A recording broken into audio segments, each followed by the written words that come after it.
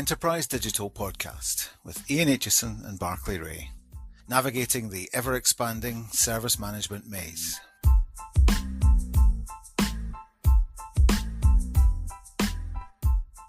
Hello, welcome to another episode of the Enterprise Digital Podcast. We're still here. We've been out and about. We've been on the road. We've been at a big event, and we'll talk about that in a second. I'm still Barclay Ray, and I'm joined once more by Ian Aitchison. Ian, how are you doing today? Very good. Thank you, Barclay. Very good indeed. Very good. Okay. I suppose the thing at this point would be that I would normally ask you about trivia. You may or may not have trivia on this occasion. Do you have? I do. Yeah, surprising. Yeah, well, usually we check before we hit record, but we didn't this time. So I'm surprising you that I do have some trivia, but it's really quick. I know we like talking about mouse and cockroach trivia for some reason. We do. Yeah, that's particularly valuable to our. This episode is very small trivia. For those of us that are perhaps a little older in years, which probably is both of us now, actually, recently announced University of Buffalo in the US have proven that by boosting one protein, they can make aging mice stronger and healthier. So they've identified a protein that puts the brakes on chronic inflammation linked to aging. Older mice with boosted levels of that protein were stronger, more energetic, and had healthier bones than untreated mice. So it doesn't stop aging, but this appears to reduce the impact of aging, which will help people stay healthier and more independent later in life. That's good, isn't it? I hope that makes it beyond mice to humans. I think we all like to know that there are aging mice that are, healthy and doing better. Good for them. And mobile. I mean, you could just, drink half a bottle of whiskey every couple of days and probably have the same effect, or drink, that with olive oil and some, mashed bananas and oranges and and there's all the superfoods, like raisins and cranberries and stuff. Just keep eating that. Quinoa. Listeners should be aware Barclay is not a qualified medical practitioner, and any advice should not be followed without referring to a qualified medical practitioner. Okay, so we know how, the secret of stopping aging is to take whatever it was, some kind of protein. The protein, yet to be confirmed in humans, but apparently proven in mice. So often things start in mice and make their way towards humans, don't they? Many things are first tested in mice. It wasn't cheese, was it? No.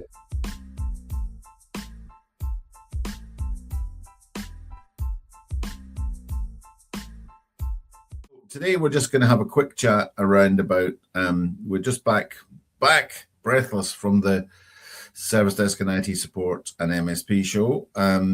At that show, we had a film crew and we recorded quite a lot of stuff, which we will be drizzling out like a master chef over the next, like a little spreading some jus all over our podcast. We recorded loads of interviews with people in the industry and some really good stuff. I think we both did individual interviews with a number of known names and one or two others and got lots of good opinions and ideas.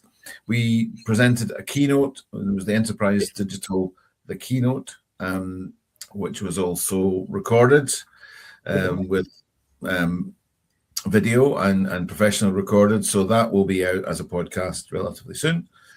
But we recorded lots of stuff that we will be presenting over the next weeks and months, and we're looking forward to that. What we're doing today is just a very quick couple of summary points and thoughts on the show. Let's just dive straight into that. It was well attended. It was in a different hall in Excel. Had a slightly different layout and feel, which I thought was good. A lot of the known names and vendors were there. Lots of good presentations. What were your impressions, Ian? What were your thoughts? Yeah, I wrote down a few words here. I thought the industry appears to be very healthy. I thought, as you said, it was well attended, both by exhibitors and presenters, and of course, just visitors to the show. There were a lot there, particularly on the first day. Seemed very busy as usual. Kind of got quiet towards the end. It always does. That's just the nature of these things. So industry healthy. Another observation: AI everywhere. So pretty much every stand in the show floor, unless they were offering something like consultancy. If they were offering technology, they had to AI. Everybody had to have the AI tag somewhere. AI-driven IT service management, AI-centered service automation, AI, which is understandable and fair enough. I'm not criticizing that fact, but it was notable that everybody had to have that clearly displayed. Another observation: retro vibe. Did you notice that one, Barclay? There was definitely a swing towards retro. A couple of organizations on their stands had games that you could play, big screen games. We had a big one with Pac-Man. I think that was Hornbill. We had a big one with Space Invaders. That might have been Halo. And near there was also Knight Rider's car from the 1980s. Do you remember Knight Rider's car with the swishy light? Yeah. So it's kind of that sort of 80s thing, which probably reflects something about the profile of those attending. I don't know. As I looked around, there were a lot of young people there too, many of whom I think were not even born when Knight Rider and Pac-Man and Space Invaders were around. In fact, Space Invaders was the late 70s, wasn't it? It was. I do remember it in bars of my youth, put it that way. Yeah, it was. So yeah, retro, AI everywhere, healthy industry. I think those are my sort of main conclusions. What are your takeaways? Similar. I mean, I did feel that the layout had something more, particularly the MSP part seemed to be bigger, and I don't just mean in terms of overall space, but the stands were bigger. You know, it seemed a lot less like a kind of cottage approach than it had been maybe the first couple of years. So I think it felt more like a proper trade show for the MSP market. Although, to be honest, I didn't really get into them too much. We were far too busy filming videos. But the sense of, and I think it was certainly Sophie Danby in one of her blogs mentioned that thing about, you know, you mentioned AI, and a lot of the sales talk was too much about, yeah, we've got AI and this is what we'll do for you, rather than maybe the way that we've hopefully seen it moving in the last few years, which is a little bit more about what do you want to do and how can we help you with your objectives and that sort of thing. So I think there is a challenge where we're still very much at the top of the hype cycle on AI, and it's sort of dominating a lot of the discussions. I mean, if you look back to the Spark show a couple of months ago, the SDI one, I think people were deliberately not trying to mention AI too much, with one or two exceptions. But the conference, people were talking about what we do and how we do it, and human-centered and ITIL and all, and experience management, all those good things. Yeah. There wasn't too much of that there, I have to say. But there's a place for everything, I guess. There is. And I think we should reflect a really interesting point around this topic, which is, remember, we did a survey that was included in our keynote presentation, the results of the survey.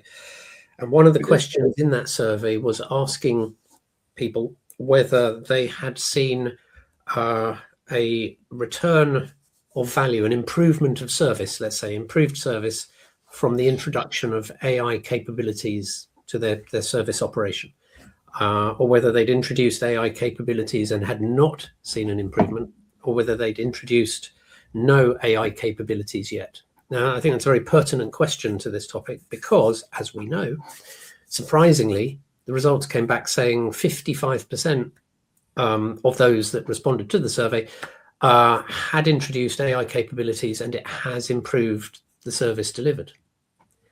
Now, what I was thinking about this a little bit, and it feels like what is missing is just the connection that says we have these amazing new features that never existed before. The value they return is whatever time, money, whatever you get back from implementing them. And here are the real world examples that connect from these extraordinary things, which are now commonly available and innovating all around us really quick, particularly at the show. Connect to them to real world stories that show this is the real positive impact they actually do have. And I think that was Sophie Danby's kind of her point a little bit. What she posted in LinkedIn was about, talk about the value of what you do rather than the feature. For me, it's okay to talk about a feature, but you have to connect it to real world examples where it pays back, where it works. Yeah, I think that's that. I think both of those points are really relevant. I think we do need to talk more about the value, but we also need to be very, not just talk about it, demonstrate it. That's right. We need the reassurance, and I think it is there. I think we just need a bit more time, a bit more communication. But I think there's gold in there, and we're starting to see people talking about this really is making a difference. This is exciting. The value of this is good. We just need to see that evidence more clearly shared. That's definitely happening. I mean, I'm in a reasonably privileged position of visiting a lot of good, high-end organizations, and more of them are moving the dial away from just talking about transactional operational stuff, moving it away from just talking about and actually one interesting point is it's not just about head count reduction or saving people. It's about time and money and value in the real sense, so these are all very positive things, and I think we just need to continue capturing those and also feeding those back to the sales pitches of those organizations. So they say, this is what it actually does in simple business terms, Yeah. Don't talk about how clever the innovation is. Show me the time that innovation is saving in the real world. Well, time is certainly a currency. It's a very strong currency, but I think also,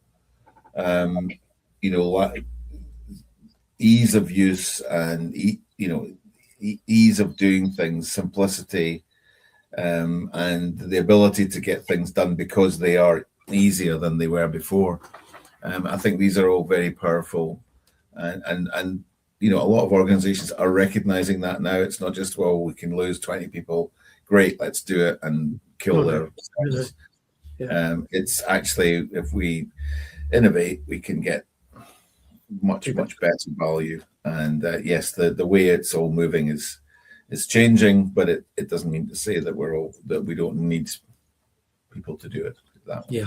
Yeah, absolutely. And I think the point I made at the presentation at SITS was for people to take time to look at what the vendors are offering, because they're moving quick and they are bringing out new abilities to deliver value. Maybe they're not very good yet at communicating what that value is, but the changes that are happening are really good. People need to put some time aside to look at them and think about what's possible, because it could have a really big positive material impact on the service people offer. Okay, that's good. We also asked questions about sandwiches and other things, and presented about sandwiches, which I suppose is part of our mission to be serious and whimsical at the same time. I enjoyed doing the keynote. I assume you did as well.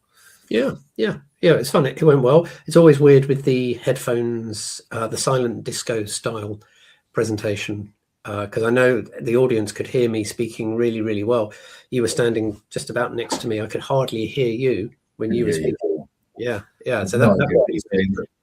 Yeah, but I'd love to hack the channel as people are listening to those presentations and play some disco music instead and get the audience jumping around like a silent disco.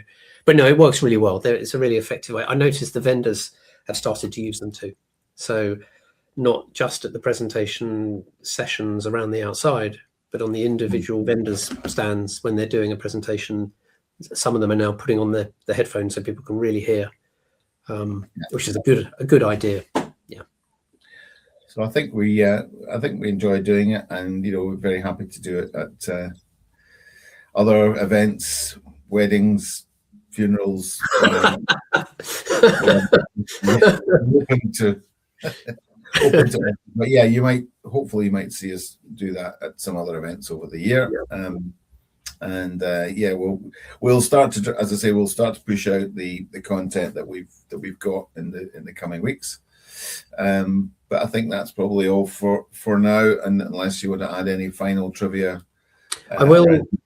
Let's conclude, Barclay, with the question: what is the industry's favourite sandwich? Because that is one of the questions we asked in the survey, and the choice was between bacon sandwich, cheese sandwich, or cucumber sandwich.